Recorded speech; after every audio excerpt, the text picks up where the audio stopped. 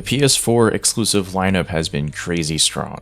Ever since I've been paying attention to gaming, I haven't seen quite a lineup like this. If you didn't count the cross-generational Last of Us, the PS4 had God of War, Spider-Man, Bloodborne, Horizon Zero Dawn, Uncharted 4, Persona 5, Shadow of the Colossus, Neo, Detroit, and Until Dawn.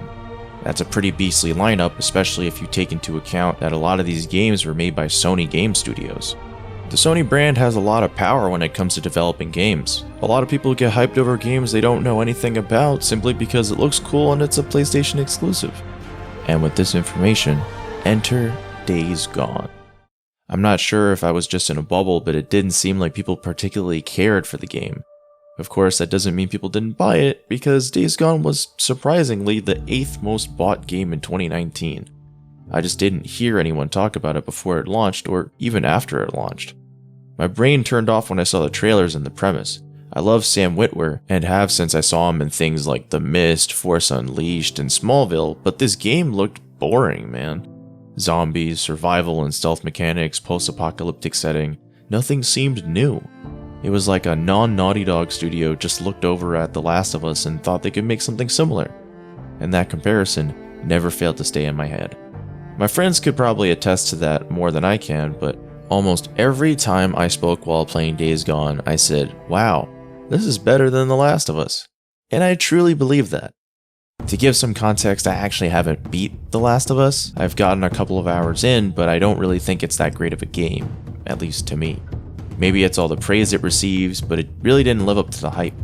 I didn't find the gameplay fun, and I just didn't understand how many people got through the game. The clickers were frustrating, the story didn't move with much urgency, and it just didn't feel super fun. It wasn't for me. I had so much more fun with Days Gone.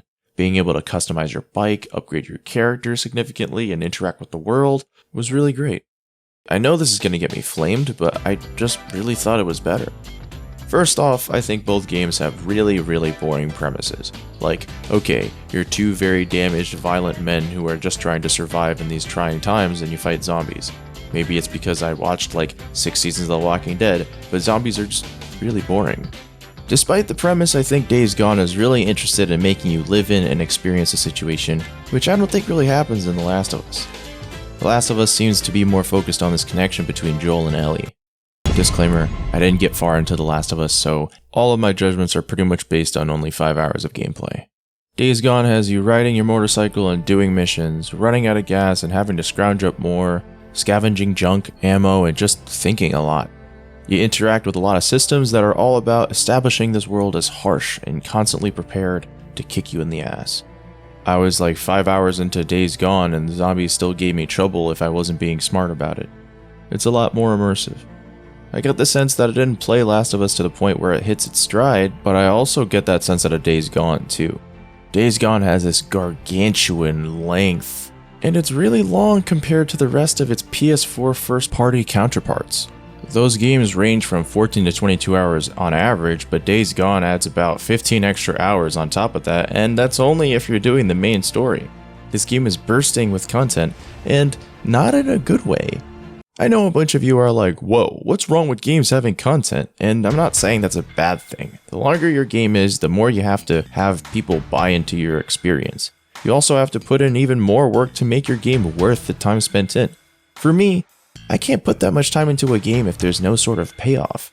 There has to be a big difference between my experience 0 hours into the game and 5 hours into the game. In RPGs, it's stats and abilities. In action games, it's combos and reflexes. And in competitive shooters, it's like experience. In Days Gone, because there's a lot of care put into making sure the world is hostile and scales well, it doesn't really feel that different after 5 hours. Sure, you know how to handle the game systems a lot better, but nothing really changed for me. I didn't really feel that attached to the story and its characters, and I always felt like the progression was too slow. The game's pace just trudges along. It's not a nice roller coaster ride, but more of an endurance test.